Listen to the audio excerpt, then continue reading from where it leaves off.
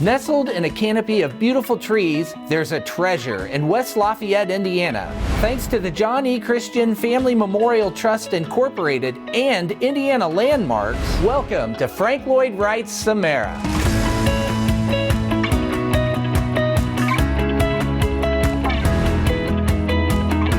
What does the word Samara mean? Well, Samara is a botanical term that means winged seed or winged fruit. Kind of like the helicopter seeds that come from maple trees. They can come from a whole variety of trees other than maple trees. They can come from elm trees, ash trees, redbud trees, all different varieties that grow on the property here at Samara. And why did he choose that name?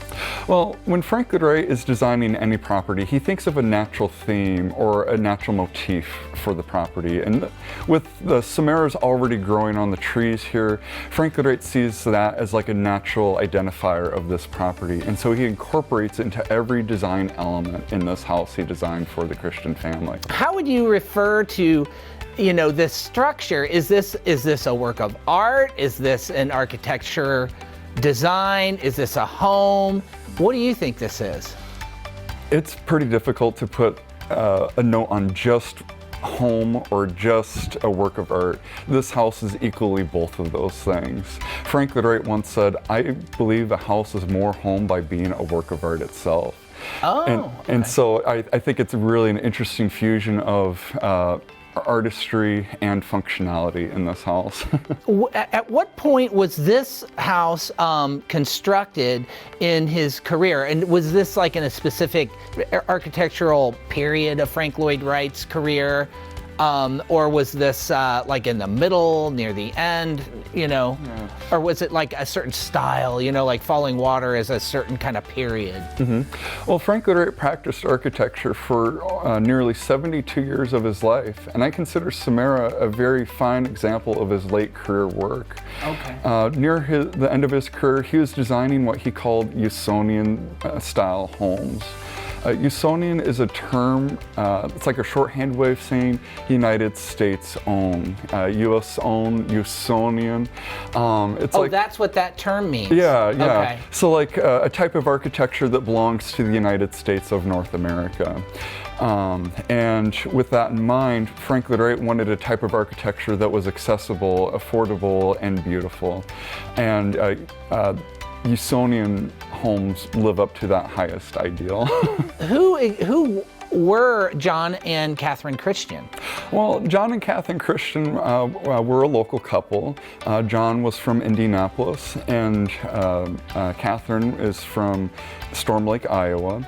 And they had met at Purdue University in the 1940s, just after World War II. Well, and then how did they come in connection with Frank Lloyd Wright? Did they know him? Did they want to just build their dream home? And was this their dream home? For sure, this was their dream home. But they didn't necessarily find out about Frank Lloyd Wright until, a bit of luck and quite a bit of persistence. Really? Yeah. What kind of persistence?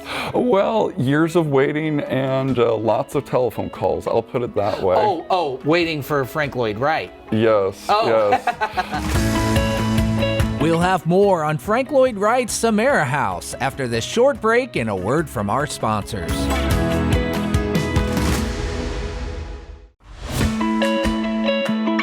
Welcome back. Let's find out more about Frank Lloyd Wright's Samara House. From the very start, the Christians knew they saw it and they were like, "That's it." Yeah, they saw this is the guy. This is their guy. Well, she took all her notes and research, her family's dreams and wishes, and she compiled it into a 30-page proposal to Frank Lloyd Wright titled "What We Need for How We Live." It includes. What did he think of that? Or was that a common thing to do? It was an uncommon thing to do. I bet that's why he was like, "Yeah, I'll call you. I'll talk to you soon." But here's Frank Lloyd Wright nearing the end of his career. He knows how to design a good house already. Who needs to tell him how to do his job? But I think he saw something in the Christians. He saw a good challenge and a passion in them.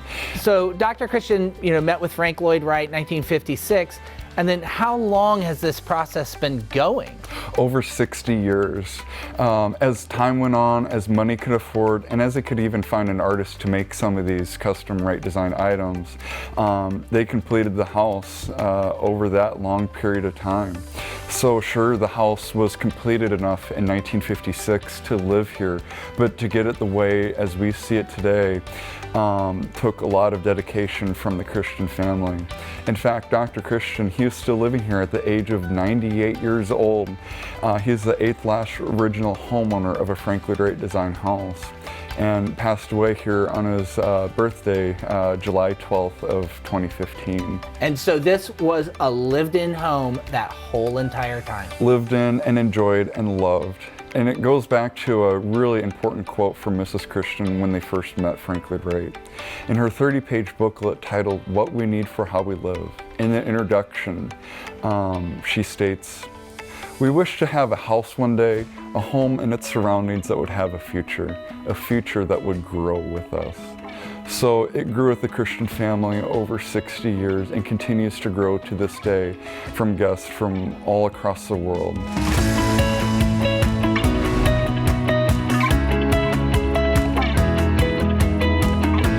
Thankfully, organizations like Indiana Landmarks and the John E. Christian Family Memorial Trust Incorporated work together to preserve this extraordinary property and share its remarkable story.